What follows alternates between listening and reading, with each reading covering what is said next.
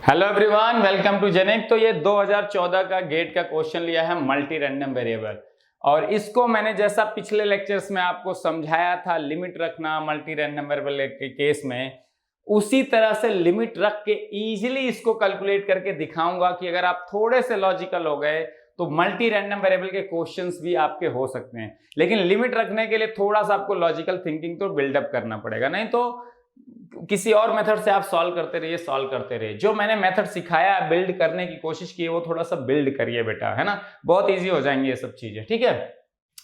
Question 2014 में gate में आया हुआ है, इसको सॉल्व करते हैं जो मेथड डेवलप किया था। फिर गेट के कुछ और क्वेश्चन लेंगे और उसमें मैं कुछ मॉडिफिकेशन करके कुछ और चीजें आपको सिखाने की कोशिश करूंगा। यही सब लिमिट रखने की सिखाने की कोशिश करूंगा, ठीक है ना। रट्टा मारने की हर चीज जरूरत नहीं। Let x1, x2, x3 be independent and identically distributed. Independent और आइडेंटिकली है, और इंडिपेंडेंट और आइडेंटिकली अगर n रैंडम वेरिएबल और स्मॉलेस्ट और लार्जेस्ट पूछा जाए तो सीधे प्रोबेबिलिटी 1/n होती है, सिखा दिया था। उसको कैलकुलेट करके भी दिखा दूंगा 3 रैंडम वेरिएबल के केस में भी लिमिट से।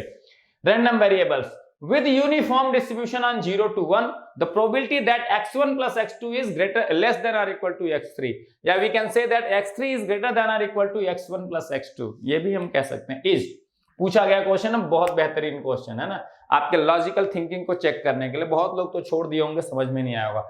तो अगर आप ध्यान से देखो, जो fx x1 है, अगर हम उसको लिखे तो 0 से 1 के बीच में उसको x1 मान लेते हैं, ये fx1 x1 है। सिमिलरली अगर ध्यान से देखो 1, ये 1 है, ऑब्वियसली ये fx2 x2 है, ये इंडिपेंडेंट वेरिएबल x2 का फंक्शन है, और ये 0 से 1 के बीच में ये 1 है, fx3 x3 है, ये x3 है, ठीक है ना। सारे आइडेंटिकल और इंडिपेंडेंट है। इंडिपेंडेंट वर्ड बहुत अच्छा है, मतलब कि इंडिपेंडेंटली अपना x1 वेरी कर रहा होगा, x2 क्या वेरी कर रहा है उससे मतलब नहीं। x1 0 से 1 के बीच में इसी प्रोबेबिलिटी डिस्ट्रीब्यूशन के अकॉर्डिंग वैल्यू लेगा, x2 इसी प्रोबेबिलिटी डिस्ट्रीब्यूशन के अकॉर्डिंग वैल्यू लेगा, चाहे x1 x2 कुछ भी हो रहा है, x1 और x3 कुछ भी हो रहे होंगे, उससे उसको मतलब ही नहीं है। इंडिपेंडेंट है उनसे, इसी तरह से x3 हो गया। इंडिपेंडेंट वर्ड बहुत इंपॉर्टेंट, और ज्यादातर क्वेश्चन आपको इंडिपेंडेंट वाले आते हैं ताकि आपको डील करना इजी हो जाए। डिपेंडेंसी के केस में तो डील करना बहुत टफ हो जाता है बेटा, इतना इट्स नॉट दैट इजी। अब देखो ध्यान से, एक चीज क्लियर है कि x1 भी 0 से 1 के बीच में वैल्यू ले रहा है विद नॉन जीरो प्रोबेबिलिटी, 0 से 1 के बीच में x2 वैल्यू ले रहा है विद नॉन जीरो प्रोबेबिलिटी, और x3 भी 0 से 1 के बीच में ही केवल वैल्यू ले रहा है with non zero probability.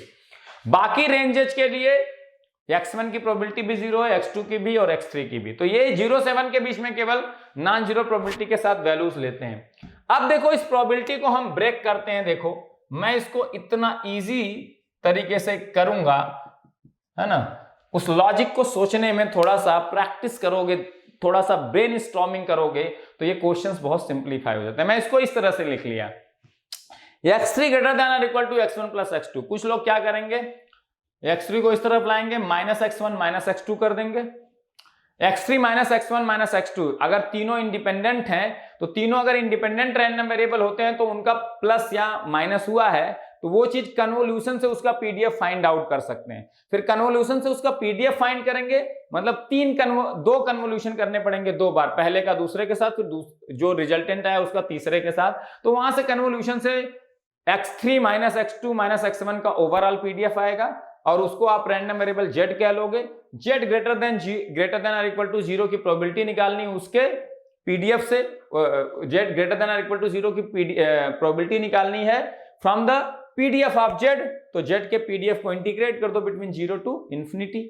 z greater than और इक्वल टू 0 की अगर प्रोबेबिलिटी निकालनी है तो z के पीडीएफ को 0 से इंफिनिटी में इंटीग्रेट कर दो। तो एक ये तरीका है, x1 और x2 को इधर लाओ, x3 minus x1 minus x2, तो एक रैंडम वेरिएबल उसको मान लो z, that is x3 minus x1 minus x2। और आगे हम पढ़ेंगे जब प्लस या माइनस हुआ हो कई इंडिपेंडेंट रैंडम वेरिएबल्स का, तो जो उससे एक रैंडम वेरिएबल बन रहा है उसका PDF is nothing but the convolution of the random variables, convolution of the PDF of the random variables which are involved in the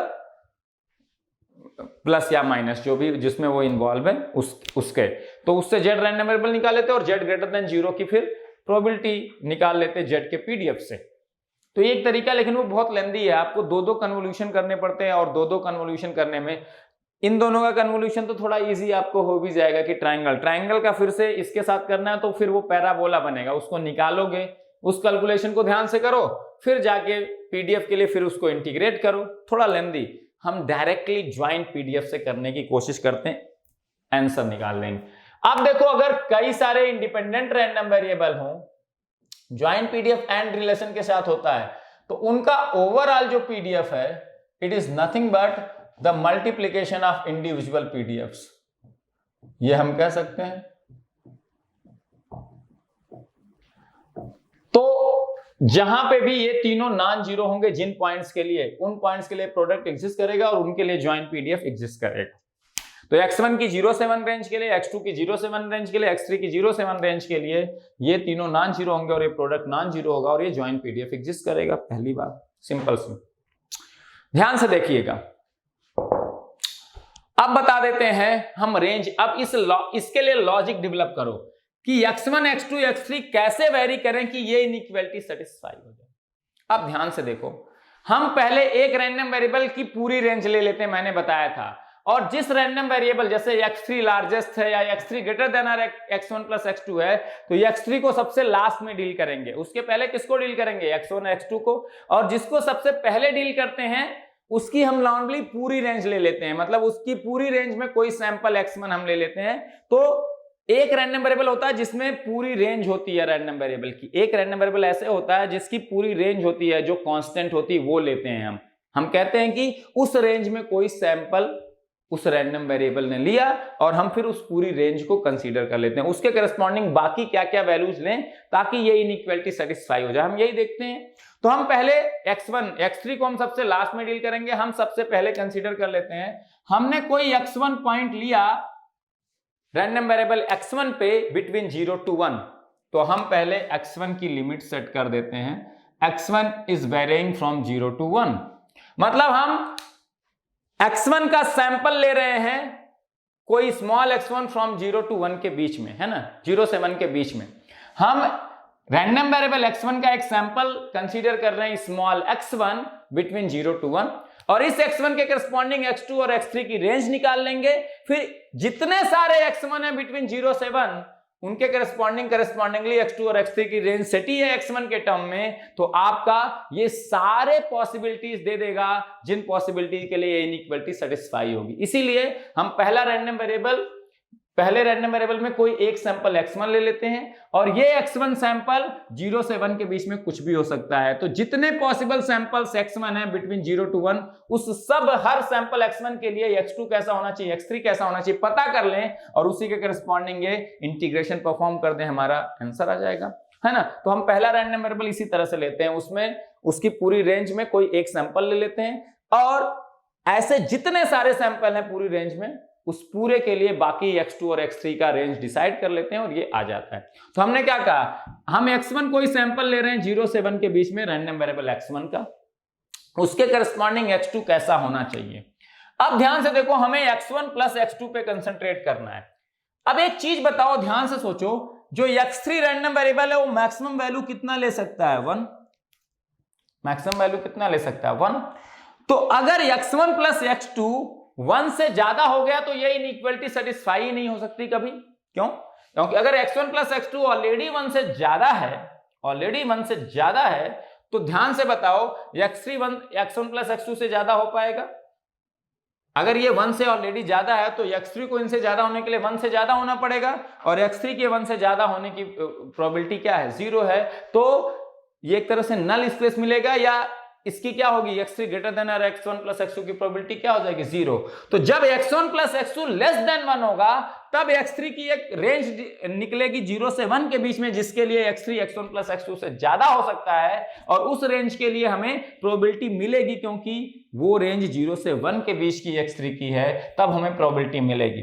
तो x1 प्लस x2 हमें ऐसे चूज करना है कि वो 1 से लेस हो, तभी जाके x3 ग्रेटर देन और equal to x1 plus x2 के लिए एक x3 की ऐसी रेंज मिलेगी जिसके लिए उसकी probability non zero. Otherwise x3 की एक ऐसी रेंज मिल जाएगी जिसके लिए उसकी प्रोबेबिलिटी क्या है, 0। फिर ये प्रोबेबिलिटी x3 ग्रेटर देन और equal to x1 plus x2 क्या हो जाएगा, 0। पहला लॉजिक। अब हम क्या कह रहे हैं, हम चाहते हैं कि x1 प्लस x2 1 से कम हो, तभी x3 ग्रेटर देन और equal to x1 plus x2 possible है। तो x1 plus x2 less than 1 कब हो सकता है? x1 ले रहा है कोई sample value x1 plus x2 less than 1, तो x2 कहां से कहां वैल्यू ले? अगर x1 की हर सैंपल वैल्यू स्मॉल x1 के लिए x2 less than 1 minus x1 sample value ले, x2 कहां ले? x2 less than 1 minus x1 हो तो x1 plus x2 less than 1 होगा कि नहीं? मतलब आपका यहां पे कोई पॉइंट 1 माइनस x1 मैं ड्रॉ कर देता हूं, ये 1 माइनस x1 यहां भी हो सकता है, यहां भी, डिपेंडिंग की x1 की वैल्यू क्या है। अब x2 क्या ले? कोई सैंपल स्मॉल x2 ले, कहां से कहां के बीच में? 0 से 1 माइनस x1 के बीच में, तभी x1 plus x2 less than 1 होगा कि नहीं होगा? लॉजिक बताओ, ध्यान से देखो। x1 अगर कोई सैंपल वैल्यू लिया 0 से 1 के बीच में स्मॉल x1, उसके करेस्पॉन्डिंगली अगर x2 कोई एक सैंपल ले स्मॉल x2, कहां से कहां के बीच में? 0 से 1 माइनस x1 के बीच में, that is x2 is taking the value less than 1 minus x1। 1 minus x1 ये पॉइंट है, तो x2 अगर 1 माइनस x1 से लेस वैल्यूज ले रहा है, और लेस वैल्यूज क्या क्या ले सकता है वो? 0 से लेके 1 माइनस x1 तक, तो x1 प्लस x2 देखो, x1 प्लस 1 माइनस x1 क्या है? 1 के बराबर। x1 प्लस x2 क्या है? अगर ये x1 सैंपल है और ये पॉइंट क्या है? 1 माइनस x2, तो अगर x2 1 माइनस x1 के बराबर और x1 x1 के बराबर, तो x1 प्लस x2 क्या हो गया? 1। अब अगर x1 x1 के बराबर है और x2 1 माइनस x1 से लेस यहां कोई पॉइंट है, तो x1 प्लस x2 क्या होगा? लेस देन 1 होगा कि नहीं? तो अगर any sample x1 between 0 to 1 small x1 कोई स्मॉल x1 वैल्यू लेता है बिटवीन 0 से 1 के बीच में, उसके करस्पॉन्डिंग जो रैंडम वेरिएबल x2 है वो एक स्मॉल x2 सैंपल वैल्यू ले, कहां से कहां तक? 0 से 1 माइनस x1 में, तभी x1 plus x2 less than 1 होगा, तभी x3 ग्रेटर देन और equal to x1 plus x2 के चांसेस हैं। अगर किसी सैंपल x1 के लिए x1 रैंडम वेरिएबल के किसी सैंपल x1 के लिए अगर x2 1 माइनस x1 से 1 के बीच में वैल्यू ले लेगा, तब x1 plus x2 greater than 1 हो जाएगा, और x1 प्लस x2 अगर ग्रेटर देन 1 हो गया तो x3 ग्रेटर देन 1 होने की कोई कॉम्बिनेशन ही नहीं बचेंगे, और उसके बाद प्रोबेबिलिटी 0 हो जाएगी। तो हम x2 को कहां से कहां वेरी करें? x2 का जो सैंपल है स्मॉल x2 वो कहां से कहां के बीच में होना चाहिए? x1 के हर सैंपल x1 के लिए बिटवीन 0 to 1, x2 का जो सैंपल स्मॉल x2 है that should be between 0 to 1 minus x1 होना चाहिए, है ना? तो x1 प्लस x2 क्या होगा? लेस देन 1 होगा। ये बात समझ में आई? ये x2 रैंडम वेरिएबल की रेंज है। तो for any sample x1 between 0 to 1, है ना, for any sample x1 between 0 to 1, x2 should be between 0 to 1 minus x1। x2 का sample small x2 should be between 0 to 1 minus x2, ये x2 random variable 0 to 1 minus x1 for x1 plus x2 to be less than 1, और उसी case में x3 greater then x1 plus x2 हो सकता है। Simple सी बात है, simple सी बात बता रहे हैं, ठीक है ना? ध्यान से देखो, 1 माइनस x2 जैसे ले लो x1 का, x1 0 से 1 के बीच में जितने सैंपल हैं ये फिर सारे सैंपल पे ये सारे कॉम्बिनेशन करने पड़ेंगे। जैसे x1 रैंडम वेरिएबल का पॉइंट आपने ले लिया 0.5, x1 रैंडम वेरिएबल को 0.5 लिया, तो जब x2 0 से 0.5 के बीच में होगा, 1 माइनस x1 पॉइंट क्या हो गया? 0.5, तो 0 से 0.5 के बीच में x2 होगा, ये x2 की लिमिट है 0 से 0.5 के बीच में, और x1 करस्पॉन्डिंग टू x1 0.5, अगर x2 0 से 0.5 के बीच में होगा, तो देखो x1 plus x2 less than 1 होगा कि नहीं? होगा। 0.5 पे 0.5 प्लस 0.5 1, और लेस देन 0.5 पे 0.5 plus less than 0.5 less than 1, तो x1 plus x2 less than 1 होगा। इसी तरह से x1 का कोई पॉइंट हमने 0.4 ले लिया 0 से 1 के रेंज में, 0.4, उसके करस्पॉन्डिंग x2 कहां से कहां हो? 0 से लेके 0.6 तक होगा, तो x1 plus x2 less than 1 होगा कि नहीं? 0.6 प्लस 0.4 1, और जब x2 0.6 से लेस होगा तो 0.4 प्लस लेस देन 0.6 1, तो ये भी रेंज हो गई जिसके लिए x1 plus x2 less than 1 है। x1 आपने लिया कोई पॉइंट 0.8, उसके करस्पॉन्डिंग x2 0 से लेके कहां तक वेरी करे? हर x1 के लिए ये 0 से 1 माइनस x1 तक वेरी कर रहा है। 0.8 के करस्पॉन्डिंग 0 से 1 माइनस 0.8, 0 से 0.2 तक, तो 0.8 प्लस 0.2 1, और जब ये 0.2 से कम है, 0 से 0.2 वेरी कर रहा है, तो 0.8 plus less than 0.2 less than 1 होगा।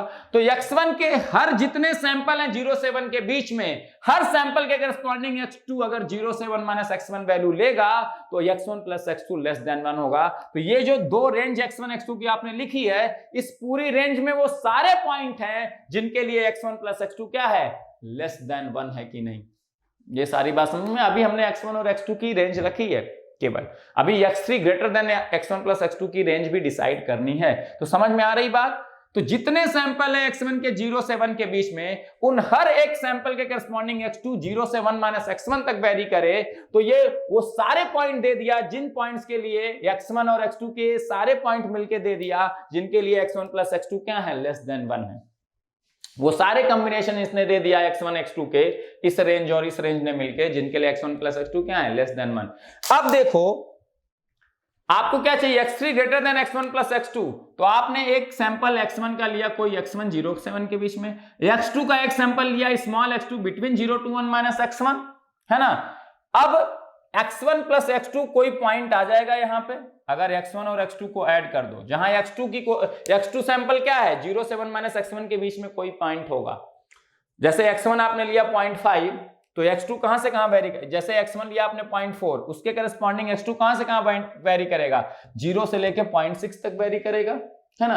अब x2 0 से 0.6 में वेरी कर रहा है और x1 0.4, तो x1 प्लस x2 पॉइंट तो कहीं ना कहीं होगा ना। जब x2 पॉइंट लेगा 0 से 0.6 के बीच की वैल्यू, लेट से कोई 0.5 वैल्यू लेगा 0 से 0.6 के बीच में ना, x1 के किसी पॉइंट स्मॉल x1 0.4 के लिए x2 कहां से कहां वेरी कर रहा है, 0 से 0.6, तो ये 0.4 है, ये वेरी कर रहा है 0 से 0.6, तो 0 से 0.6 के बीच में x2 कहीं भी हो सकता है ना। अब x2 अगर लेट से 0.4 है तो x1 प्लस x2 0.8 होगा 0 से 0.6 के बीच में। अगर x2 लेट से 0.8 है 0.5 है, 0 से 0.6 वेरी कर रहा है, तो x1 प्लस x2 क्या आएगा, 0.4 प्लस 0.5 0.9 होगा। अगर x1 लेट से 0.55 है तो 0.4 प्लस 0.55, x1 प्लस x2 कहां आएगा, 0.99 आएगा। 0 से 1 के बीच में ही आएगा x1 प्लस x2 पॉइंट, क्योंकि आपने x1 और x2 सेलेक्ट ही ऐसे किया कि x1 plus x2 is always less than 1 है, ठीक है ना। x2 की रेंज वैसे सेलेक्ट ही करी है, ठीक है। तो अब देखो ध्यान से, 0.4 के करस्पॉन्डिंग ये 0 से 0.6 वेरी कर रहा है, अगर ये 0.4, ये 0 से 0.6 के बीच में वैल्यू ले लिया 0.2, सारी वैल्यूज ले रहा है ना 0 से 0.6, 0.2, तो ये समेशन 0.4 प्लस क्या आएगा, 0.2 0.6। तो x1 प्लस x2 पॉइंट कहीं 0 से 1 के बीच में होगा। अब अगर x3 x1 प्लस x2 से 1 के बीच में वैल्यू ले लिया, x1 प्लस x2 0.4 भी हो सकता है, 0.6 भी, डिपेंडिंग कि x1 ने क्या वैल्यू ली है, और x2 0 से 1 माइनस x1 के बीच में कोई वैल्यू x2 ले रहा है, ठीक है ना। तो x3 अगर x1 प्लस x2 से ज्यादा वैल्यू ले ले तो x3 will be greater than x1 plus x2 हो जाएगा, और अगर x1 प्लस x2 0 से x1 प्लस x2 तक वैल्यू ले ले तो ये x3 लेस देन हो जाएगा। तो x3 की वैल्यू क्या है, x1 प्लस x2 टू 1 ले ले तो ये क्या हो जाएगा, तो x1 के हर सैंपल स्मॉल x1 के लिए x2 0 से 1 माइनस x1 के बीच में वैल्यू ले ले, और इस पूरी रेंज के लिए हर x1 और x2 की जितनी ये रेंज पॉसिबल है, हर रेंज के लिए x3 x1 प्लस x2 से 1 के बीच में वैल्यू ले ले तो x3 will be greater than x1 plus x2, ये सेटिस्फाई हो जाएगा। और ये सारे एंड रिलेशन से जुड़े हुए हैं, तो मुझे किसको इंटीग्रेट करना पड़ेगा इस रेंज के लिए, x1 यहां से यहां वेरी करे और x2 यहां से यहां और x3 यहां से यहां, तो ये इनइक्वालिटी सेटिस्फाई हो जाएगी। तो मैं इसको इंटीग्रेट कर दूं, किसको, ज्वाइंट पीडीएफ को, dx1 dx2 dx3। देखो ध्यान से, यही रेंज लिखना सबसे इंपॉर्टेंट था। तो अब देखो x3 ये रैंडम वेरिएबल है, x3 के रिस्पेक्ट में dx3 इंटीग्रेट करोगे x1 x2 का फंक्शन आ जाएगा, फिर x2 के रिस्पेक्ट में इंटीग्रेट करोगे x1 को कांस्टेंट मान के और x2 की लिमिट x1 के टर्म में रख दो तो फिर ये आ जाएगा x1 का फंक्शन, फिर x1 के रिस्पेक्ट में इंटीग्रेट करके फाइनाइट लिमिट लगा दोगे, वेरिएबल के टर्म में लिमिट है नहीं, तो ये क्या आ जाएगा, कोई कांस्टेंट आ जाएगा। आप ध्यान से देखो, इस वाली रेंज को समझने की कोशिश करो। जैसे x1 ने कोई वैल्यू ले ली, लेट से 0.4, उस 0.4 के करस्पॉन्डिंग x2 कहां से कहां रेंज लेगा, 0 से लेके 0.6 तक। अब देखो 0 से जब ये 0.6 तक वैल्यू ले रहा है 0.4 के करस्पॉन्डिंग, तो x1 प्लस x2 कभी क्या होगा, जब ये 0.2 लिया तो 0.4 प्लस 0.2 0.6, तो x3 क्या ले ले, 0.6 से 1 के बीच में वैल्यू, तो x3 greater then x1 plus x2 हो गया कि नहीं। जब x2 वैल्यू ले 0.4 तो ये 0.4 प्लस 0.4 हो गया समेशन, 0.8 और x3 फिर कहां से वैल्यू ले ले 0.8 से लेके 1 तक, x1 प्लस x2 से लेके 1 तक, तो फिर से x3 ग्रेटर देन 1 आ गया। ये 0.4 लिया, इसने लिया 0.5, ये 0 से 0.6 तक वेरी कर रहा है x1 0.4 के करस्पॉन्डिंग, ये 0.5 लिया तो 0.4 प्लस 0.5 ये 0.9 से लेके 1 तक वैल्यू ले ले, तो देखो x3 greater then x1 plus x2 मिल रहा है कि नहीं। तो ये जो भी x1 की रेंज है उसके करस्पॉन्डिंग x2 की ये रेंज आए और उसके करस्पॉन्डिंग x3 की ये रेंज आ जाए तो हमेशा x3 greater than or equal to x1 plus x2 मिलेगा। इसको बस सॉल्व कर लो, ध्यान रखना है। तीसरी इनइक्वालिटी तो इससे आ गई कि x1 कोई सैंपल वैल्यू 0 से 1 के बीच में x1 ले रहा है, x2 कोई सैंपल वैल्यू 0 से 1 माइनस x1 के बीच में ले रहा है, फिर x3 x1 plus x2 obviously point क्या होगा, ये x1 प्लस 1 माइनस x1 क्या है 1 के बराबर, और x2 अगर 1 माइनस x1 से लेस है तो x1 प्लस x2 क्या होगा 1 से कम ही होगा, मतलब 0 से 1 के बीच का कोई पॉइंट होगा। तो अगर x1 ने वैल्यू ली कोई x1 0 से 1 के बीच में, x2 ने कोई वैल्यू ली small x2 between 0 to 1 minus x1, है ना, तो इसलिए x2 की लिमिट 0 टू 1 माइनस x1, जो ये सैंपल है x2, जो x2 ले रहा है स्मॉल सैंपल x2, वो क्या है 0 से 1 माइनस x1 के बीच में, ये स्मॉल x1 0 से 1 के बीच में कोई सैंपल है, x2 सैंपल है 0 से 1 माइनस x1 के बीच में, ताकि ये समेशन 1 से कम रहे। और फिर x3 x1 प्लस x2 भी एक वैल्यू होगी जो कि लेस देन 1 होगी, वो 0 से 1 के बीच में कोई पॉइंट होगा x1 प्लस x2, फिर x3 x1 प्लस x2 से ज्यादा ले ले, तो x1 ने लिया कोई स्मॉल सैंपल वैल्यू x1 0 से 1 के बीच में, उसके करस्पॉन्डिंग x2 ने एक स्मॉल सैंपल लिया small x2 between 0 to 1 minus x1, ताकि x1 plus x2 less than 1 रहे। अब x1 एक सैंपल वैल्यू x1 ले चुका है, x2 एक सैंपल वैल्यू x2 ले चुका है, तो अब x3 x1 प्लस x2 से ज्यादा वैल्यू ले ले, है ना, तो आपका x3 greater then x1 plus x2 हो जाएगा कि नहीं। तो x3 कहां से कहां वैल्यू ले ले x1 प्लस x2 से ज्यादा, मतलब x1 प्लस x2 से ज्यादा अप टू मैक्सिमम कहां तक जा सकता है, ये 1 तक, और x1 प्लस x2 पॉइंट देखो 0 से 1 के बीच का ही पॉइंट है ना, क्योंकि x2 0 से 1 माइनस x1 तक ही है, जब x2 1 माइनस x1 से ज्यादा होता तब x1 प्लस x2 या 1 से बाहर भाग जाता, तो उसको हमें कंसीडर ही नहीं करना, इसीलिए हमने x2 को कंट्रोल कर लिया। हम x2 की रेंज 0 से 1 रखे क्या, नहीं रखे, क्यों, क्योंकि 0 से 1 में एक रेंज होगी 0 टू 1 माइनस x1 और एक रेंज होगी 1 माइनस x1 टू 1, और जब x2 1 माइनस x1 से 1 के बीच में होगा ये पॉइंट x2, तब x1 plus x2 greater than 1 हो जाएगा, फिर x3 की कोई रेंज ही नहीं बचेगी जिसके लिए x3 greater then x1 plus x2 हो, क्योंकि x3 0 से 1 के बीच में ही वैल्यू ले सकता है नॉन जीरो प्रोबेबिलिटी। तो ये इंटीग्रेशन हमें सॉल्व करना है, देखो वैल्यू आ जाएगी, आंसर आ जाएगा। पहले मैं x3 के रिस्पेक्ट में इंटीग्रेशन करता हूं, ये क्या है, ये भी रेंज 0 से 1 के बीच में, ये भी रेंज 0 से, ये भी 0, देख लो ना सारे पॉइंट 0 से 1 के बीच के ही हैं, 1 माइनस x1 ये तो 0 1 है, ये 1 माइनस x1 भी 0 से 1 के बीच का पॉइंट, तो ये भी 0 से 1 range, x1 plus x2 point भी 0 से 1 के बीच का अप टू 1, तो ये भी 0 से 1 के रेंज, और 0 से 1 में ये भी 1 है, ये भी 1 है, ये भी 1, और ये फिर नॉन जीरो होगा और वैल्यू 1 है, तो देखो क्या आ जाएगा 0 to 1, xt 0 to 1 minus x1, पहले x3 के रिस्पेक्ट में इंटीग्रेशन, यहाँ 1 है, x3 के रिस्पेक्ट में इंटीग्रेशन क्या हो जाएगा x3 1 का, और लिमिट क्या है x1 प्लस x2 टू 1, ये बचेगा dx1 dx2, फिर अगला इंटीग्रेशन किसके रिस्पेक्ट में करेंगे x2 के रिस्पेक्ट में, ताकि अब आ जाएगा क्या, ये आ जाएगा 1 माइनस x1 माइनस x2, तो अब हमें इंटीग्रेशन अगला किसके रिस्पेक्ट में करना है x2 के रिस्पेक्ट में, किसका 1 minus x1 minus x2, 1 minus x1 minus x2, तो x2 के रिस्पेक्ट में हमें करना है इंटीग्रेशन, तो 1 का इंटीग्रेशन x2, x1 तो कांस्टेंट हुआ x2 के रिस्पेक्ट में, तो x1 x2 हो गया, माइनस x2 का इंटीग्रेशन x2 स्क्वायर बाई 2 हो गया, और लिमिट क्या रखनी है 0 टू 1 माइनस x1 रखनी है ना। तो कैलकुलेशन थोड़ा सा लेंदी क्या कहें ये हो सकता है, लॉजिक अगर लगा दोगे तो कुछ करने की जरूरत नहीं पड़ेगी, है ना।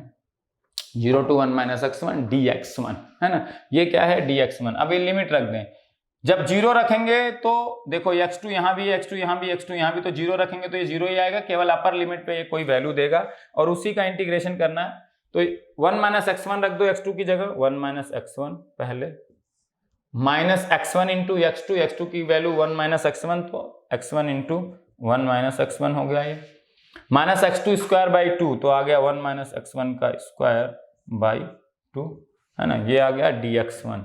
ठीक है, इसको थोड़ा सा सिंप्लीफाई कर लो, यहां से देखो 1 माइनस x1 ये आएगा minus x1 plus x1 square, 1 by 2 मैं कॉमन ले लेता हूं, तो 1 बाई 2 मैंने कॉमन ले लिया, 0 टू 1, ये आंसर निकाल देते हैं ना, तो 1 बाई 2 मैंने कॉमन लिया तो यहाँ 2 से मल्टीप्लाई होगा, 2 माइनस 2x1, यहाँ आएगा यहाँ भी 2 आएगा, तो यहाँ देखो क्या आएगा ध्यान से, 2 माइनस 2x1 माइनस 2x1 है ना, माइनस 2x1 इंटू ये प्लस 2x1 स्क्वायर आ जाएगा है ना, माइनस 1 माइनस x1 का होल स्क्वायर, तो -1 माइनस x1 स्क्वायर, यहाँ से आएगा minus 2x1 minus minus plus 2x1, ये आएगा dx1। ठीक है ना, इतना तो आपको करना पड़ेगा। 1/2 बाहर है, 0 to 1।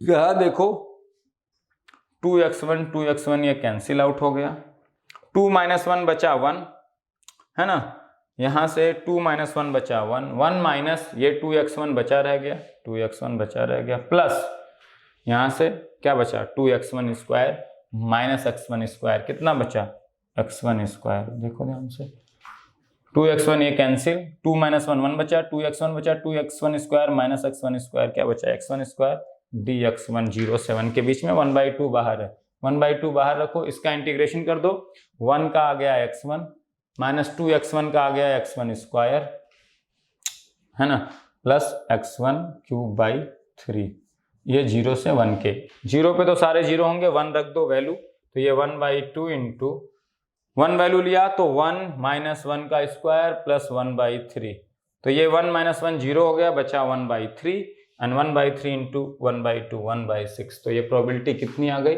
1/6, दैट इज 0.166 है ना, 0.166 या 0.167 कह सकते हो है ना, 0.167 ये आंसर आएगा। ये लिमिट ध्यान से रखनी थी बेटा, बहुत अच्छा क्वेश्चन है, but you have to understand to put the limit.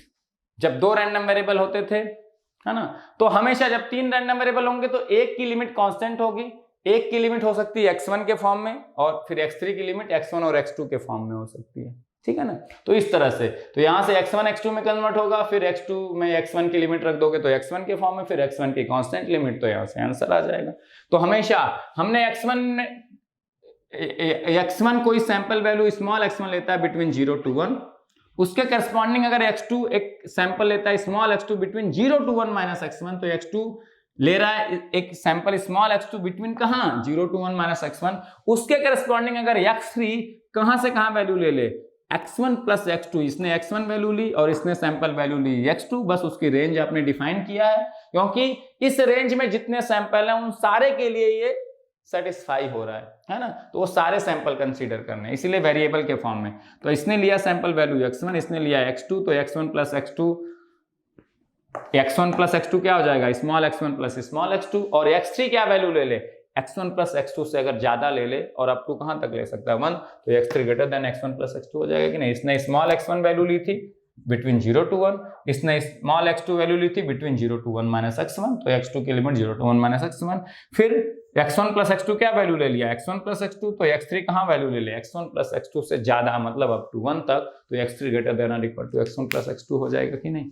समझ में बात आ रही है, तो यहां से आपने आंसर निकाल दिया केवल यहां वैल्यू पुट करके, कुछ करने की जरूरत नहीं थी, लॉजिक लगाना था कब वो 0 मिलेगा, वो सारे पॉइंट ढूंढने थे जिसके लिए x1 प्लस x2 पहली बात तो लेस देन 1 हो, फिर x3 greater then x1 plus x2 हो जाए, तो ये सब लॉजिक आपको स्ट्राइक करने चाहिए, सोचने चाहिए, वहां से आंसर निकल आएगा ना, सिंपल सी बात है। ठीक है ना, तो मैं अब गेट का कोई और क्वेश्चन लेता हूं, उसको फिर सॉल्व करते हैं, और उसमें मैं एक और पॉसिबिलिटी बनाऊंगा, एक और पॉसिबिलिटी बना के उसको इनइक्वालिटी को सॉल्व कर लेंगे, तो आपको इनइक्वालिटी की रेंज रखना थोड़ा सा आप सीख जाएंगे, 3 रैंडम वेरिएबल में थोड़ा और अच्छे सीख जाएंगे, 2 रैंडम वेरिएबल में तो आप सीख ही रहे हैं। तो मैं एक और क्वेश्चन लेता हूं, उसको सॉल्व करते हैं। Okay, Genic Prime is the new features by Genic Education, where you will get 450 plus video series questions explanation, Prime Facebook group for doubt solving, assignments, live sessions and many more.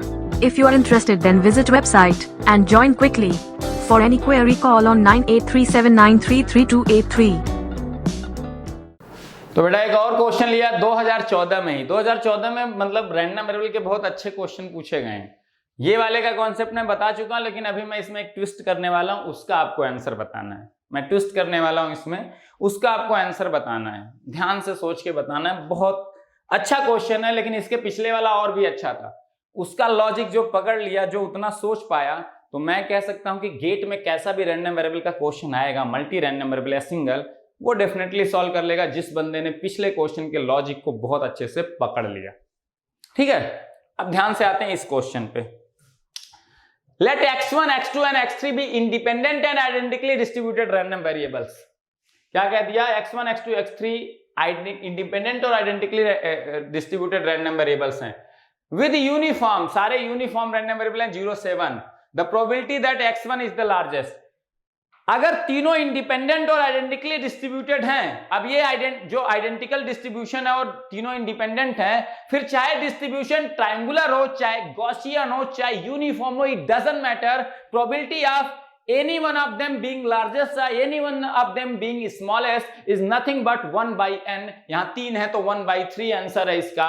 ये exam में मैं टिक करके आ जाता, क्योंकि सबका distribution एक जैसा है और सारे इंडिपेंडेंट हैं। तो जितने केसेस में x1, जितने पॉसिबल केसेस के लिए x1 लार्जेस्ट होगा, उतने पॉसिबल केसेस के लिए x2 लार्जेस्ट होगा और उतने ही पॉसिबल केसेस के लिए x3, क्योंकि तीनों एक जैसे हैं और इंडिपेंडेंट हैं।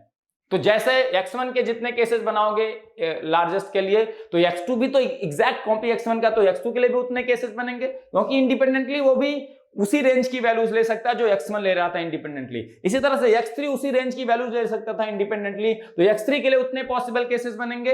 अब देखो, एट ए टाइम कोई ना कोई उनमें से लार्जेस्ट होगा ही। इक्वल वाले केसेस में तो प्रोबेबिलिटी 0 होगी कि x1, x2 और x3 बराबर हों, तो वो तो प्रोबेबिलिटी 0 होगी, क्योंकि वो एक सिंगल पॉइंट हो जाएगा। तीनों इक्वल होने का मतलब वो एक सिंगल पॉइंट पे हो सकते हैं, किसी रेंज के लिए नहीं। ठीक है ना? तो x1 एट ए टाइम, किसी भी टाइम पे एक ना एक तो लार्जेस्ट होगा ही। तो x1 largest plus x2 largest plus x3 largest क्या रिप्रेजेंट कर रहा है? ये मिल के पूरे सैंपल स्पेस को रिप्रेजेंट कर रहे हैं, क्योंकि पूरे सैंपल स्पेस को जब देखोगे तो इक्वल वाले पॉइंट की तो प्रोबेबिलिटी 0 है, तो उसके अलावा क्या पॉइंट बचेंगे? बाकी जो पॉइंट्स होंगे उनमें बहुत सारे ऐसे पॉइंट होंगे जहां x1 लार्जेस्ट होगा, बाकी कुछ पॉइंट ऐसे होंगे जहां x2 लार्जेस्ट होगा, बाकी जो बचे पॉइंट है वहां x3 लार्जेस्ट होगा। यही तो होगा, है ना? तो x1 या x2 या x3 लार्जेस्ट मिलके पूरे सैंपल स्पेस को बना रहे हैं। तो इन तीनों की प्रोबेबिलिटी x1 लार्जेस्ट की प्लस x2 लार्जेस्ट की प्लस x3 लार्जेस्ट की 1 होगी। और आप कह रहे हो x1 के लार्जेस्ट होने के उतने केसेस है जितने x2 के, जितने x3 के, तो इन तीनों की प्रोबेबिलिटी इक्वल है, तो ये 3p = 1 एंड p = 1/3, क्योंकि इक्वल टू पॉइंट की प्रोबेबिलिटी 0 है। तो बाकी पॉइंट्स पे या तो x1 लार्जेस्ट होगा, या तो x2, या तो x3। तो x1 लार्जेस्ट और x2 लार्जेस्ट और x3 लार्जेस्ट ये पूरे सैंपल स्पेस को बना रहा है ना? जब x1 लार्जेस्ट होगा तो x2 और x3 लार्जेस्ट नहीं होंगे, जब x2 होगा तो x1 x3 नहीं, और x3 जब लार्जेस्ट होगा तो x1 x2 नहीं। तो ये म्यूचुअली एक्सक्लूसिव इवेंट है, और तीनों मिलके, ये तीनों म्यूचुअली एक्सक्लूसिव मिलकर पूरे सैंपल स्पेस को रिप्रेजेंट कर रही हैं। तो तीनों का समेशन पूरे सैंपल स्पेस की प्रोबेबिलिटी, इसीलिए 1 आपने कर दिया और 1/3 आंसर आ गया, क्योंकि तीनों इंडिविजुअली जो थे वो उनकी प्रोबेबिलिटीज भी आपस में इक्वल थी, तो 1/3। अब इसमें मैं एक ट्विस्ट कर देता हूं, ये मैं पिछले, अब अगर इसको मैं करता डायरेक्ट लॉजिक से, इंटीग्रेशन से करता लेट से, ये तो मैंने लॉजिक बता दिया। तो जब भी इंडिपेंडेंट एंड आइडेंटिकली डिस्ट्रीब्यूटेड हो n रैंडम वेरिएबल्स, ये one of them being largest और one of them being smallest, हमेशा आंसर क्या आएगा? 1/n आएगा। देखो मैं इसको x1 मान लेता हूं। अब मैं लिमिट वाले लॉजिक से इसको करता हूं, देखो, है ना? तो आपको लिमिट रखना बेटा सीख गए ना, तो आप तहलका मचा दोगे, लेकिन सीखने में टाइम तो लगेगा भाई। जो चीज बाकी लोगों को टफ लग रही है, आप इजीली सॉल्व करके एग्जाम में आओ, उसके लिए आपको तो एफर्ट ज्यादा मारना पड़ेगा ना, तभी तो आप उन लोगों से बहुत आगे रहोगे, है ना? तो मैं भी जब तैयारी करता था तो मेरी तैयारी ऐसी होती थी, मतलब बाकी लोगों से 10 कदम आगे तो रहना ही, मैक्सिमम लोगों से। कुछ लोग तो मेरे जैसे डेफिनेटली होंगे, है ना? बहुत लोग होंगे, 10, 20, 30, 40, शुरू के टॉप 50 ऑलमोस्ट एक जैसी ब्रेन होती है ना। तो उस तरह से तैयारी करोगे तब आप टारगेट कर सकते हो, है ना? बहुत भीड़ से एकदम अलग होने के लिए तो मेहनत ज्यादा लगेगी, है ना? तो अब देखो x1 बीइंग लार्जेस्ट, तो देखो ये तीनों इंडिपेंडेंट हैं, तो ज्वाइंट पीडीएफ हम ले लेते हैं, ये यही होगा। मैं इसको लिमिट से भी सॉल्व करके दिखा देता हूं, 1 आएगा, और आप बाकियों का भी रखना तो यही आएगा, ठीक है ना? अब देखो जब x1 0-7 के बीच में होगा, x2 0-7 के बीच में होगा, x3, तभी ये जो ज्वाइंट पीडीएफ है नॉन जीरो होगा, क्योंकि तब fx7 नॉन जीरो, ये भी नॉन जीरो, ये भी नॉन जीरो, तो प्रोडक्ट नॉन जीरो होगा, ठीक है? तो अब हम ले लेते हैं x1 रैंडम वेरिएबल, 0 से 1 के बीच में कोई सैंपल वैल्यू, x1 लार्जेस्ट है तो x1 को हम सबसे लास्ट में लेंगे हमेशा। मैंने कहा जिसके बारे में बात हो रही है जैसे x3 ग्रेटर देन तो उसको हम सबसे लास्ट में कंसीडर करते हैं ताकि उसके बारे में हम प्रॉपर डिसीजन ले पाए, है ना, इसको लास्ट में। तो अब ध्यान से देखो, x1 बीइंग लार्जेस्ट आपको पूछा है, तो x2 कोई सैंपल वैल्यू लेता है स्मॉल x2 बिटवीन 0 to 1, 0 से 1 के बीच में x2 कोई सैंपल लेता है स्मॉल x2, है ना। अब x3 जो है 0 से 1 के बीच में कोई भी, अब देखो ध्यान से, x3 कोई सैंपल ले सकता है 0 से 1 के बीच में small x3, this small x3 can be greater than x2 और can be less then x2, दोनों पॉसिबिलिटीज हैं। ये x3 जो सैंपल है, x1 ने x2 इंडिपेंडेंटली वेरी कर रहा है, x3 इंडिपेंडेंटली ये है ना, तो हम क्या कह रहे हैं, x2 ने कोई वैल्यू ली स्मॉल x2 बिटवीन 0 to 1, उसके करस्पॉन्डिंगली x3 कोई सैंपल लिया स्मॉल x3 बिटवीन 0 to 1। अब ये x3 सैंपल, ध्यान से देखो, x3 sample could be greater than x2 और could be less then x2, दोनों पॉसिबिलिटीज हैं। तो अब देखो x3 सैंपल अगर ये 0, अगर मान लो पॉइंट x2 यहां है, तो ये x3 जो है सैंपल वैल्यू x3 0 से x2 के बीच में ले सकता है या x2 से 1 के बीच में ले सकता है। x2 ने कोई सैंपल ले लिया 0 से 1 के बीच में स्मॉल x2, उसके करस्पॉन्डिंगली x3 कोई स्मॉल सैंपल स्मॉल x3 ले रहा है, वो स्मॉल x3 0 से x2 के बीच में भी हो सकता है और x2 से 1 के बीच में। मैं ऐसा क्यों कंसीडर कर रहा हूं, क्योंकि आपको बताना है x1 लार्जेस्ट है, तो अगर x3 जो x3 ने सैंपल लिया स्मॉल x3 वो 0 से x2 के बीच में है, तो x2 और x3 में कौन ज्यादा है, स्मॉल x2 ज्यादा है, पहला पॉइंट। अगर x3 सैंपल कहीं x2 से 1 के बीच में आया तो x2 और x3 में कौन ज्यादा है, x2 और x3 में x3 ज्यादा है। तो जो x1 और x2 और x3 में जो ज्यादा है उससे भी ज्यादा अगर x1 हो जाए तभी तो x1 लार्जेस्ट होगा। लॉजिक बताओ, x2 और x3 जो भी सैंपल वैल्यूज ले रहे हैं, x2 और x3 में कभी x3 ज्यादा हो सकता है, कभी x2 ज्यादा हो सकता है, तो जो ज्यादा है उससे भी अगर x1 ज्यादा हो जाए then only x1 will be largest. तो अब देखो अगर x3 लेता है वैल्यू कहां से कहां, तो दो केसेस बन गए, x2 के हर सैंपल के करस्पॉन्डिंग अगर x3 एक सैंपल वैल्यू स्मॉल x3 ले, कहां से, 0 से x2 के बीच में, 0 से x2 के बीच में, और अगर x3 0 से x2 के बीच में है तो देखो x2 और x3 में कौन लार्जेस्ट है, x2। तो अब x1 कहां से कहां वैल्यू ले ले, x2 से 1 के बीच में ले ले, तो ये लार्जेस्ट हो जाएगा कि नहीं, x1 x2 x3 x3 में, है ना। साथ में x1 कहां से कहां वैल्यू ले ले, स्मॉल x2 से लेके क्या 1 तक वैल्यू ले ले और उसके बीच में ये इंटीग्रेशन करोगे। लेकिन ये सारे केसेस आपने ले लिए क्या, नहीं ले लिए, अभी आपने केवल क्या केसेस लिए, अभी आपने वो पॉइंट्स लिए। अभी देखो प्लस यहां पे आएगा, देखो क्या, x1 कोई x2 कोई सैंपल वैल्यू लिया, ये x2 के लिए है और ये x3 के लिए है और ये क्या था, ये x1 के लिए था, ठीक है ना। तो x2 ये x2 के लिए है ना, ये x3 के लिए।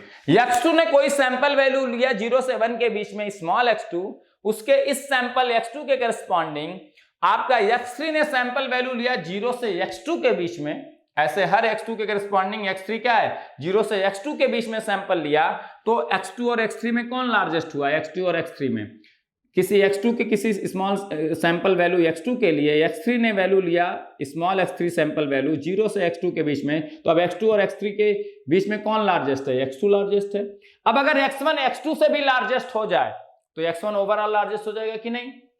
तो x1 ने वैल्यू ले लिया, x2 से भी लार्जेस्ट होने के लिए क्या, x2 ने सैंपल वैल्यू लिया है स्मॉल x2, तो x1 को x2 से भी ज्यादा होने के लिए, अगर x2 से ज्यादा हो गया और x2 ऑलरेडी x3 से ज्यादा है तो x1 लार्जेस्ट हो जाएगा। कहां वैल्यू लेनी पड़ेगी, x2 से 1 के बीच में।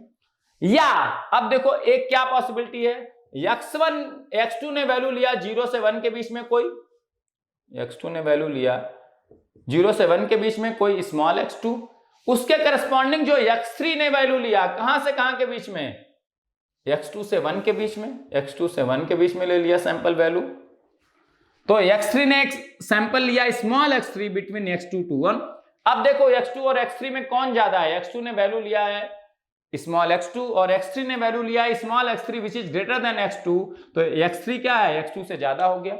अब x3 x2 से ज्यादा हो गया इस रेंज के लिए जो ये रेंज आपने लिया है इसमें x3 x2 से ज्यादा है और x3 कौन सी सैंपल वैल्यू ले रहा है, स्मॉल x3, तो अब x1 x3 से भी ज्यादा हो जाए और x3 ने सैंपल वैल्यू ली क्या है, स्मॉल x3, तो अब x1 x3 से भी ज्यादा हो जाए तो ओवरऑल x1 लार्जेस्ट हो जाएगा कि नहीं, x3 x2 से ज्यादा हो चुका है इस रेंज के लिए और x1 x3 से भी ज्यादा हो जाए तो x1 लार्जेस्ट हो जाएगा। दूसरा ये केस बना और दोनों केस म्यूचुअली एक्सक्लूसिव हैं। कैसे, एक में x3 0 से x2 के बीच में था और एक में x3 x2 से 1 के बीच में था। तो जब x3 0 से x2 में होगा तो उस समय वो x2 से 1 के बीच में नहीं हो सकता और जब x2 से 1 के बीच में होगा तो 0 से x2 के बीच में हो सकता। तो ये दोनों इवेंट एक साथ नहीं हो सकती, x3 का 0 से x2 के बीच में होना और x2 से 1 के बीच में होना, तो ये दोनों म्यूचुअली एक्सक्लूसिव है और दोनों केसेस में दो आपने इस x1 के लार्जेस्ट को दो केसेस में बांट दिया। x2 तो रेंज यही है, x3 की रेंज को दो भागों में बांट दिया और वो दोनों भागों में जो बांटा तो म्यूचुअली एक्सक्लूसिव इवेंट्स थी, तो ओवरऑल प्रोबेबिलिटी क्या हो जाएगी, म्यूचुअली एक्सक्लूसिव इवेंट के केस में ओवरऑल प्रोबेबिलिटी ऐड हो जाती है। अगर कोई इवेंट E1 और E2 से मिलकर बनी है और E1 और E2 म्यूचुअली एक्सक्लूसिव है तो E इवेंट की प्रोबेबिलिटी E1 की और E2 की प्रोबेबिलिटी का समेशन। तो हमने पहला 0 से 1 और उसके करस्पॉन्डिंग x3 का और उसके करस्पॉन्डिंग, तो ये पहला केस आ गया x1 के लार्जेस्ट होने का और दूसरा केस क्या बना, या के साथ दूसरा केस बना और या के साथ दूसरा केस बना और वो म्यूचुअली एक्सक्लूसिव है पहले केस के साथ तो प्लस आ जाएगा कि नहीं, म्यूचुअली एक्सक्लूसिव। ठीक है, अब देखो जब x3 ने वैल्यू ले लिया, x3 ने कोई सैंपल x3 ले लिया कहां से कहां के बीच में, x2 से 1 के बीच में, तो अब x3 लार्जेस्ट हो गया x2 और x1 में।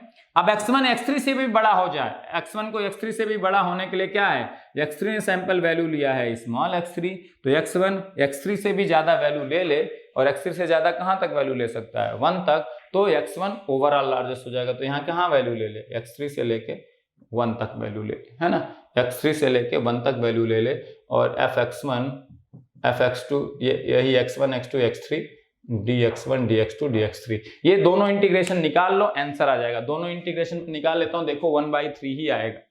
ये लिमिट लिखना ये सिखा रहा हूं क्योंकि अभी इस क्वेश्चन में एक ट्विस्ट करने वाला हूं।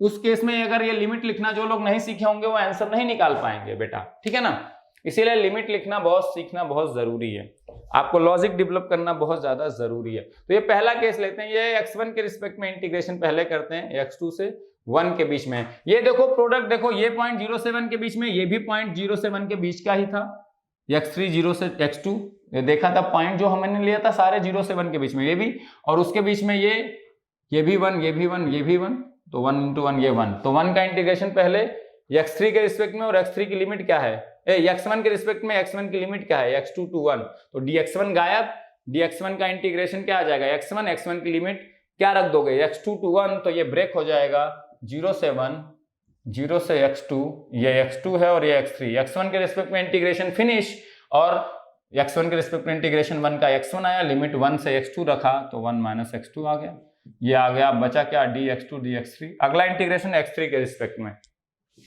x3 के रिस्पेक्ट में करो तो x2 बच जाएगा dx2 0 से 1, 1 माइनस x2 का इंटीग्रेशन x3 के रिस्पेक्ट में, 1 का x3 और x2 का x2 इंटू x3, क्योंकि x2 कांस्टेंट है x3 के रिस्पेक्ट में और लिमिट आपने क्या रख दी 0 to x2, ठीक है, तो ये बच गया। ये पहला इंटीग्रेशन कर रहा हूँ, फिर दूसरा सॉल्व करूंगा। 0 से 1, x3 की जगह x2 रखना है, x3 की अपर लिमिट x2 है, लोअर लिमिट 0, तो 0 पे तो ये 0 ही आएगा, अपर लिमिट पे देखो x2 और यहाँ x2 रखोगे तो माइनस x2 स्क्वायर, ठीक है, ये आ गया dx2, ये आ जाएगा x2 square by 2 minus x2 cube by 3 between 0 से 1, लिमिट रखो, ये 1/2 माइनस ये 1/3 और 0 पे 0, तो 1/2 माइनस 1/3 ये कितना आ जाएगा, इसको आप 3/6 और 2/6 लिख सकते हैं, ये 1/6 आ जाएगा। तो अभी पहला आ गया 1/6, अभी ओवरऑल नहीं आया, देखो दूसरा भी 1/6 ही आना है। अब दूसरे को सॉल्व कर लेते हैं, तो पहला इंटीग्रेशन 1/6 आ गया, अब इसको मिटा देते हैं, 1/2 माइनस 1/3 दैट इज 1/6, ठीक है, तो ये वाली वैल्यू आ गई 1/6। अब दूसरे को सॉल्व कर लेते हैं। पहला ये किसकी, x2 x3 ये x1 की लिमिट है, x1 के रिस्पेक्ट में इंटीग्रेशन करेंगे तो ये क्या आएगा x1, ये क्योंकि ये कांस्टेंट 1 है, क्योंकि ये भी लिमिट 0 से 1 के बीच में, ये भी 0 से 1 के बीच में, क्योंकि ये x2 x3 सारे पॉइंट 0 से 1 के बीच में लिए गए थे, तो ये सारी लिमिट 0 से 1 के बीच की ही है, तो उसके लिए ये 1 है 1 है 1 है, तो ये प्रोडक्ट ये ज्वाइंट पीडीएफ क्या हो जाएगा 1 1 into 1। और यहाँ हम ज्वाइंट पीडीएफ क्यों ले रहे हैं, क्योंकि दिस रेंज और साथ में x3 इस रेंज में होना चाहिए और साथ में x1 इस रेंज में, तभी x1 लार्जेस्ट होगा, इसलिए सारे और के साथ जुड़े हुए हैं, और के साथ में क्या होगा ज्वाइंट पीडीएफ। ठीक है, तो अब ध्यान से देखो, यहाँ 1 का इंटीग्रेशन करेंगे पहले x1 के रिस्पेक्ट में और लिमिट रख देंगे 1 से x3, तो 1 माइनस x3 आ जाएगा। तो अब बचेगा क्या, 0 से 1 ये x2 की लिमिट है, x2 से 1 ये x3 की लिमिट है, और बचा ये क्या आपका 1 माइनस x3, x1 के रिस्पेक्ट में इंटीग्रेशन करने के बाद x1 आया, x1 की लिमिट 1 से x3 रख दिया, तो 1 माइनस x3, ये बचा dx2 dx3। अब x3 के रिस्पेक्ट में इंटीग्रेशन करना है और उसकी लिमिट x2 के टर्म में रखना है, क्योंकि x2 की लिमिट कांस्टेंट है तो x2 को सबसे लास्ट में करेंगे। ठीक है ना, तो ये बचा 0 to 1 dx2 बाहर, ये रख लें।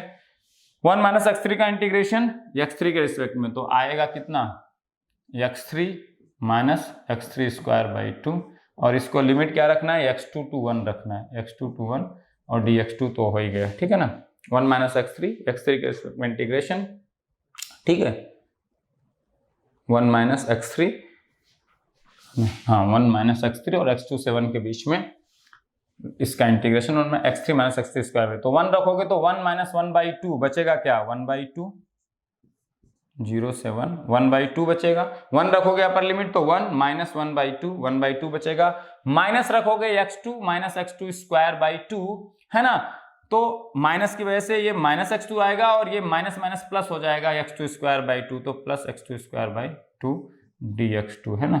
ठीक है, अब इसका x2 के रिस्पेक्ट में इंटीग्रेशन कर दो, 1 by 2 x2 minus x2 square by 2 plus x2 cube by 3 करोगे तो 3 प्लस इंटू 2 क्या आ जाएगा 6, तो ये 0 से 1, तो 0 पे तो ये सारे x2 सारे 0 होंगे, 1 पे आएगा तो 1 पे पहला 1 बाई 2, ये माइनस 1 बाई 2 प्लस ये 1 का स्क्वायर 1 बाई 6, ये कितना आ गया 1 बाई 6, तो ये भी कितना आ गया दूसरा वाला 1 बाई 6, तो 1 बाई 6 प्लस 1 बाई 6 कितना आया 1 बाई 3 आ गया कि नहीं, जो आंसर आपने निकाला था। तो लॉजिक लगाओगे तो सारे आंसर आने हैं, चाहे वो 3 रैंडम वेरिएबल का केस हो चाहे 2 रैंडम वेरिएबल का केस हो, it doesn't matter, you have to apply your logic, है ना, समझ में आना चाहिए। तो x1 और x2 में पहले देखना है कि कब x1 लार्जेस्ट है, कब x2 और x3 में देखना है कौन लार्जेस्ट है। x2 लार्जेस्ट है तो x1 उसके अकॉर्डिंग वैल्यू ले ले, ताकि x2 अगर लार्जेस्ट है फिर x1 x2 से ज्यादा हो जाए तो ओवरऑल x1 लार्जेस्ट होगा। अगर x3 ज्यादा है x2 और x3 में, तो x1 x3 से ज्यादा हो जाए तो x1 ओवरऑल लार्जेस्ट हो सकता है ना, तो ये लॉजिक।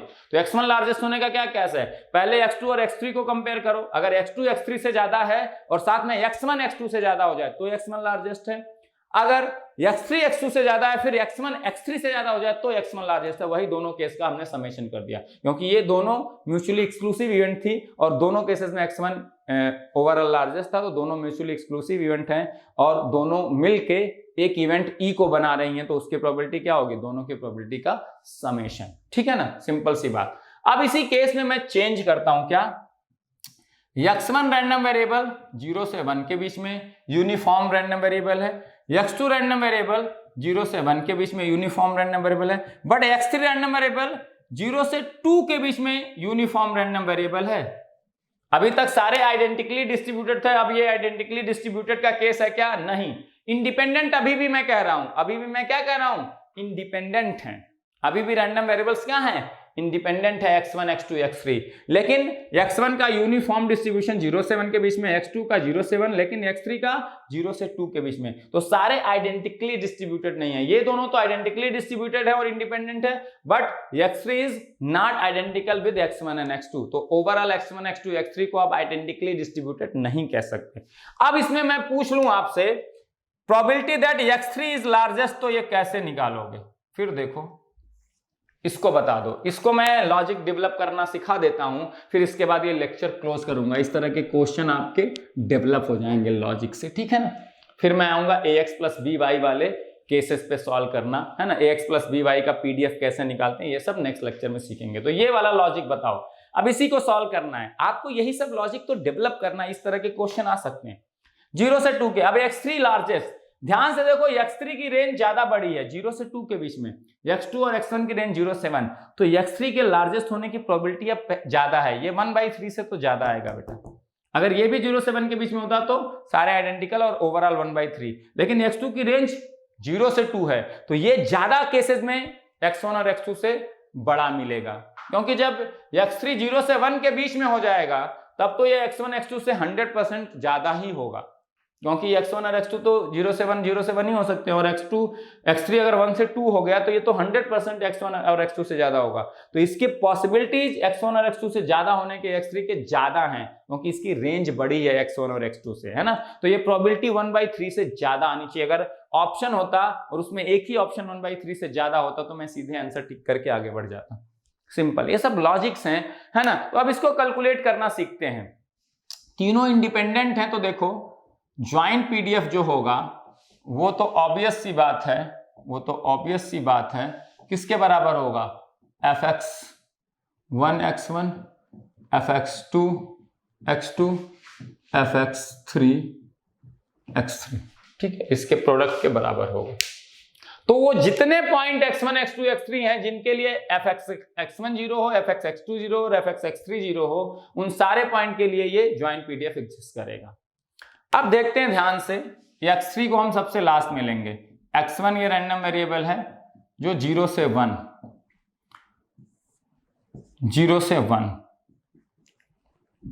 और x3 है 0 से क्या 2 के बीच में, ठीक है ना। अब ध्यान से देखना, अब हमें x3 लार्जेस्ट बताना है तो उसको हम लास्ट में कंसीडर करेंगे। x1 रैंडम वेरिएबल कोई स्मॉल x1 पॉइंट लेता है 0 से 1 के बीच में, 0 से 1 के बीच में। अब देखो करेस्पॉन्डिंगली जो x2 रैंडम वेरिएबल है कोई पॉइंट स्मॉल x2 ले सकता है, और ये पॉइंट x2 x1 से कम हो सकता है या x1 से ज्यादा हो सकता है। तो हम पहला केस लेते हैं, ये x2 पॉइंट क्या है, x1 से कम है, मतलब x2 जो सैंपल है वो 0 से कहां के बीच में, x1 के बीच में। x2 कोई सैंपल स्मॉल x2 लेता है बिटवीन 0 to x1, मतलब x1 से लेस कोई सैंपल वैल्यू लेता है, या एक पॉसिबिलिटी है x2 कोई सैंपल स्मॉल x2 लेता है बिटवीन x1 to 1, है ना। क्योंकि x2 तो इंडिपेंडेंटली कोई भी सैंपल ले सकता है 0 से 1 के बीच में। तो एक पॉसिबिलिटी है x2 जो सैंपल ले स्मॉल x2 वो 0 से x1 के बीच में हो, या एक पॉसिबिलिटी है वो x1 से 1। तो पहली पॉसिबिलिटी 0 से x1 के बीच में। अब देखो जब x2 0 से हो गया तो अब देखो x1 और x2 में लार्जेस्ट कौन है, x1, क्योंकि x1 जो x2 सैंपल ले रहा है x2 वो x1 से कम है, तो x1 और x2 रैंडम वेरिएबल में लार्जेस्ट कौन हो गया, x1। अब अगर x3 x1 से भी ज्यादा हो जाए तो आपका x3 लार्जेस्ट हो जाएगा। x1 ने सैंपल वैल्यू ली क्या है, स्मॉल x1 0 से 1, यहां देखो 1 पॉइंट हम बना लेते हैं, स्मॉल x1 कोई पॉइंट यहां है 0 से 1 के बीच में। तो अगर x3 x1 से भी लार्जेस्ट हो जाए तो ओवरऑल x3 लार्जेस्ट हो जाएगा। और x1 ने सैंपल वैल्यू क्या ली है, स्मॉल x1, तो x3 अगर x1 से लार्ज कोई वैल्यू ले ले, x1 से लार्ज कोई वैल्यू ले ले तो x3 लार्जेस्ट हो जाएगा, क्योंकि x1 से अगर ज्यादा होना है x3 को और x1 ने स्मॉल x1 वैल्यू ली है तो x3 को x1 से ज्यादा वैल्यू ले लेनी पड़ेगी। तो ये x1 से ज्यादा वैल्यू कहां तक ले सकता है, 2 तक। अब कुछ लोग घबरा जाएंगे। अच्छा एक चीज बताओ, ये हो गया पहला केस, अभी मैं एक चीज और बताने वाला हूं। आप लोग इतने मिसकॉन्सेप्शन होते हैं ना, आप लोग चीजों को विजुलाइज नहीं करते हो, इसीलिए आप चीजों को कभी सिंप्लीफाई नहीं कर पाते हो। ये प्लस दूसरा केस क्या है, प्लस r। अभी अगर यही x2 पॉइंट यहां पे हो, कहां पे, यहां, तो x1 ने कोई वैल्यू ली 0 से 1 के बीच में सैंपल वैल्यू स्मॉल x1, और x2 ने कोई सैंपल वैल्यू ली small x2 between x1 and 1, x1 से ज्यादा। तो अब देखो ये x1 रैंडम वेरिएबल है x2, तो अब x2 और x1 में लार्जेस्ट कौन है, ऑब्वियस सी बात है कौन लार्जेस्ट है, x2, क्योंकि ये पॉइंट जो इसने सैंपल वैल्यू ली x2 वो x1 से 1 के बीच में, और x1 ने x1 वैल्यू ली है, तो obviously this x2 random variable जो सैंपल वैल्यू ले रहा है वो x1 से ज्यादा, तो x2 ग्रेटर देन x1 है। तो अब x3 x2 से भी ज्यादा हो जाए तो ओवरऑल ये लार्जेस्ट हो जाएगा, क्योंकि x2 तो x1 से ज्यादा है ही, और x2 ने सैंपल वैल्यू ली क्या है, x2 जो कि x1 से 1 के बीच में है, तो x2 कोई 0 से 1 के बीच का कोई पॉइंट है, ऑब्वियस सी बात है x2। तो x3 x2 से ज्यादा वैल्यू ले ले, x2 से ज्यादा वैल्यू ले ले अप टू कहां तक, x2 से ज्यादा वैल्यू अप टू कहां तक, 2 तक। तो आपका x3 क्या हो जाएगा, लार्जेस्ट हो जाएगा कि नहीं, है ना, dx1 dx2 dx3। अब देखो आपको लग रहा होगा सर x2 तक कैसे, x3, ये x3 रैंडम वेरिएबल की रेंज है, x3 अप टू 2 तक कैसे जा रहा है सर? क्योंकि x1 तो 0 से 1 तक एग्जिस्ट करता है, x2 0 से 1 तक, पीडीएफ x1 का, x2 का पीडीएफ 0 से 1, x3 का पीडीएफ 0 से 2 एग्जिस्ट कर रहा है, लेकिन 1 से 2 के बीच में तो ये दोनों एग्जिस्ट नहीं कर रहे हैं। बेटा कॉमन सेंस यूज करो। देखो ध्यान से, आप लोग गलती क्या करते हो, देखो अगर मैं कहूं एक रैंडम वेरिएबल x है, उसका जो पीडीएफ है fxx वो एग्जिस्ट करता है 0 से 1 के बीच में विद इंडिपेंडेंट वेरिएबल x के साथ। एक जो रैंडम वेरिएबल y है जो स्मॉल y के टर्म में वेरी करता है, उसका पीडीएफ स्मॉल fy 0 से 2 के बीच में एग्जिस्ट करता है 1/2, और ये दोनों इंडिपेंडेंट रैंडम वेरिएबल हैं। तो जो ज्वाइंट पीडीएफ है fxy जो कि fxx इंटू fy y के बराबर होगा, ये किन किन x की रेंज के लिए एग्जिस्ट करेगा, ये ध्यान से बताओ। x की और y की किन रेंज के लिए, x और y की किन रेंज के लिए ये ज्वाइंट पीडीएफ एग्जिस्ट करेगा, मेरे को ध्यान से बताओ। अगर मैं कोई पॉइंट ले लूं, बहुत लोग ये रेंज बता देंगे कि x की 0 से 1 के बीच में और y की 0 से 1 के बीच में, ये गलत है ना, क्योंकि x एक अलग इंडिपेंडेंट वेरिएबल है और y एक अलग इंडिपेंडेंट वेरिएबल है। x माइनस इंफिनिटी से इंफिनिटी इंडिपेंडेंटली वेरी कर सकता है, at the same time y minus infinity से इंफिनिटी इंडिपेंडेंटली कोई भी वैल्यू ले सकता है। ऐसा नहीं कि जो x इंडिपेंडेंट वेरिएबल वैल्यू लेगा वो वही y ले लेगा। तो देखो ध्यान से, अगर मैं इसमें देखूं x की वैल्यू ले लूं 0.5 और y की वैल्यू कहूं 1.5, x की वैल्यू 0.5 क्योंकि x इंडिपेंडेंटली माइनस इंफिनिटी से इंफिनिटी में कोई वैल्यू ले सकता है, ये एक इंडिपेंडेंट वेरिएबल है, y भी एक इंडिपेंडेंट वेरिएबल, तो y 1.5 ले लिया। तो ये क्या आएगा, fxx 0.5 इंटू fy 1.5, तो fxx 0.5 एग्जिस्ट करता है और वो 1 है, fy 1.5 भी एग्जिस्ट करता है, ये 1/2 है, तो ये fxy xy एग्जिस्ट करेगा कि नहीं, x 0.5 और y 1.5 के लिए। तो ये प्रोडक्ट कब एग्जिस्ट करेगा, ये ज्वाइंट रैंडम वेरिएबल कब एग्जिस्ट करेगा, x की वैलिड रेंज 0 से 1 के लिए और y की वैलिड रेंज 0 से 2 के लिए।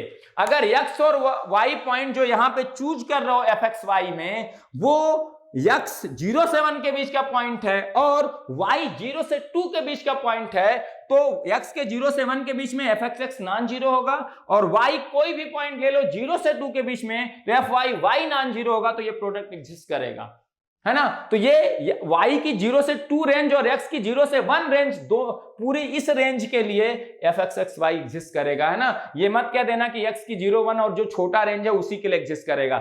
जब आप देखो, जब आप ऐसे करते हो, मान लो कोई सिग्नल है ft is is product of f1t into f2t, तो देखो यहां पे f1 भी इंडिपेंडेंट वेरिएबल t का ही फंक्शन है और f2 भी इंडिपेंडेंट वेरिएबल t का ही फंक्शन है। इसीलिए जब ft, जब जो भी टाइम t लोगे, f1 0.5 लोगे, अगर t 0.5 तो f2 में भी 0.5 ही आएगा।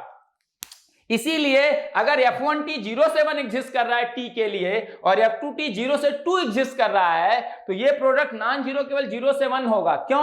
क्योंकि यहां t पॉइंट दोनों जगह सेम आएंगे। जैसे आप कहोगे t लोगे 1.5, t 1.2 ले लोगे, जैसे अगर ये t होता, ये भी t होता, दोनों t के फंक्शन होते, एक ही इंडिपेंडेंट वेरिएबल t के, तो जैसे यहां पे, तब ये एक सिंगल पॉइंट t का फंक्शन होता है, ये दो अलग अलग इंडिपेंडेंट वेरिएबल का फंक्शन नहीं होता।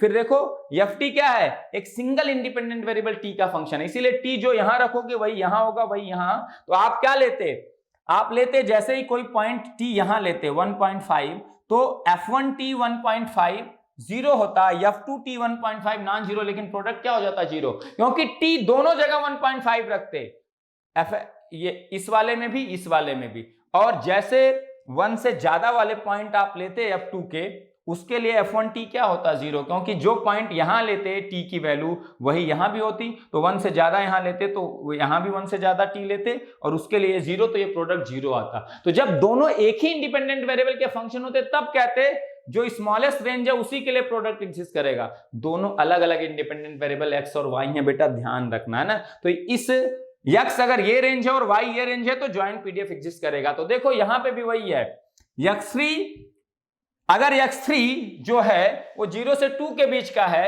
x2 अगर 0 से 1 के बीच का है, x1 0 से 1 के बीच का है, तो x1 0 से 1 के बीच का होगा तो ये नॉन जीरो होगा, x2 अगर 0 से 1 के बीच का होगा तो ये नॉन जीरो, और x3 अगर 0 से 2 के बीच का होगा तो ये भी नॉन जीरो होगा, और ये प्रोडक्ट फिर क्या आ जाएगा, नॉन जीरो आ जाएगा। तो x3 0 से अप टू 2 तक जा सकता है, 0 से 2 के बीच का होना चाहिए। और देखो ये x2 पॉइंट 0 से 1 के बीच का है तो ये लिमिट 0 से 2 के बीच की है, ये लिमिट x1 पॉइंट 0 से 1 के बीच का तो ये लिमिट 0 से 1 के बीच का है, ये 0 से 1, तो ये जितनी लिमिट है उन सारी लिमिट के लिए ये भी नॉन जीरो, ये भी नॉन जीरो, ये भी नॉन जीरो, तो ये प्रोडक्ट नॉन जीरो होगा। इसी तरह से ये रेंज, ये सारी रेंज, ये 0 से 1 की रेंज है, ये भी 0 से 1, और ये रेंज 0 से 2 के बीच की है, तो उसके लिए fx(x1) भी नॉन जीरो है, fx2 और fx3, और ये प्रोडक्ट एग्जिस्ट करेगा, है ना बेटा। ये मत कह देना ये 1 तक लेते जाना, 1 तक लेते गए ना तो गुड़ गोबर हो जाएगा। क्या कहते हैं इसको, गुड़ गोबर, है ना। तो ये दो अलग अलग इंडिपेंडेंट वेरिएबल के फंक्शन है। यही सब चीजें आप सोच लेते ना तो आप बहुत अच्छा करते। आप लोग यही सब चीजें नहीं सोचते हो, दैट्स वाई आप छोटे छोटे जो पॉइंट्स हैं, जो बेसिक्स हैं, वही आपके क्लियर नहीं है बेटा। तो अब देखो ध्यान से, इस केस में मैं सॉल्व कर देता हूं। पहला इंटीग्रेशन, ये देखो ये लिमिट किसकी थी, हमने ली थी x1 की ली थी, ये x2 की, और ये x3 की थी, यहां भी x1 x2।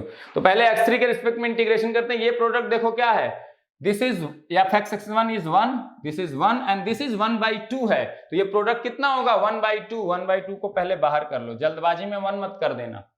fx(x1) into fx(x2) into fx(x3) and one is 1 and other is 1/2 between these valid ranges, and तो प्रोडक्ट 1/2 बाहर आ गया।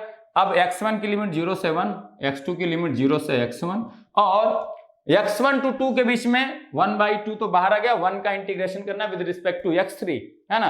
तो इंटीग्रेशन आया x3 और x3 की लिमिट लग दोगे x1 से 2, तो ये आ जाएगा 2 - x1, और ये आ जाएगा dx1 और dx2 बचा।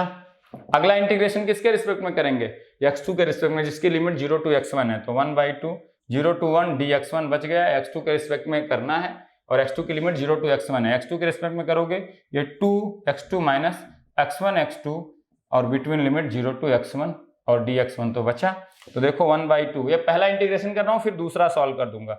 0 to 1 देखो ये क्या आ जाएगा, 2x1 माइनस x1 रखोगे x2 की जगह तो x1 स्क्वायर आ जाएगा, 0 रखोगे तो 0 आ जाएगा, ये dx1, और ये आ गया 1/2 तो बाहर, x1 स्क्वायर बाई 2, 2 कैंसिल, ये x1 square minus x1 cube by 3, 0 से 1, ठीक है ना। 1 रखो 0 पे तो 0 हो जाएगा, 1 रखोगे 1 माइनस 1/3, 2/3 इंटू 1/2, 2/3 इंटू 1/2 इज 1/3। तो ये पहले वाले इंटीग्रेशन की वैल्यू कितनी आ गई, 1/3 आ गई। अब दूसरा मैं सॉल्व कर देता हूं जल्दी से, तो आंसर आ जाएगा। पहले वाले का क्या आ गया, इसके इंटीग्रेशन की वैल्यू 1/3। देखो अब ये इंटीग्रेशन 1/3 से कुछ तो ज्यादा आएगा, तो मैंने कहा था ये प्रोबेबिलिटी अब 1/3 से ज्यादा आएगी, मैंने लॉजिकली बताया था, तो आपको समझ में आना चाहिए। पहला इंटीग्रेशन, ये 1/2 पहले से बाहर आ जाएगा क्योंकि ये joint PDF 1 into 1 into 1/2। x3 के रिस्पेक्ट में इंटीग्रेशन 1 का क्या आ गया, x3 लिमिट x2 to 2 रखोगे तो 2 - x2 आ जाएगा, तो 0 to 1, x1 to 1, ये 2 माइनस क्या आ गया, x2 आ गया, 2 - x2 आ गया, dx1 dx2, है ना, 2 - x2। अब ध्यान से देखो, हम x2 के रिस्पेक्ट में करेंगे क्योंकि x2 की लिमिट है x1, x2 के रिस्पेक्ट में करोगे तो क्या आएगा, 2x2 - x2 स्क्वायर बाई 2, और लिमिट क्या रखोगे, x1 to 1, तो देखो रख देते हैं लिमिट, तो आएगा 1/2, 0 to 1, है ना, x1 to 1 लिमिट इसमें रख देते हैं, 1 रखेंगे तो 2 माइनस क्या आ जाएगा, 1/2 आ जाएगा 3/2, 1 रखेंगे 2 into 1 - 1/2, है ना, तो ये आ जाएगा 3/2, और x1 रखेंगे तो 2x1 - x1 स्क्वायर बाई 2, और माइनस साइन आएगा तो -2x1 हो जाएगा, और प्लस x1 स्क्वायर बाई 2 आ जाएगा, क्योंकि लोअर लिमिट रखेंगे तो माइनस साइन भी लगाएंगे। ये आ गया dx1, 1/2 बाहर। अब कर देते हैं integrate, 3/2 x1 minus x1 square plus x1 cube by 2 into 3 क्या 6। अब ये लिमिट रख देते हैं 0 से 1, तो 0 रखने पे तो ये 0 ही आएगा, 1 ही रख दो, क्या आ जाएगा 1/2, 1 रखोगे ये 3/2 माइनस x1 स्क्वायर 1 का स्क्वायर प्लस 1/6। तो ये आ गया 3/2 माइनस 1, 1/2, 1/2 प्लस 1/6। तो 1/2 इंटू 1/2 प्लस 1/6, 1/2 को मैं लिख सकता हूं 3/6, है ना।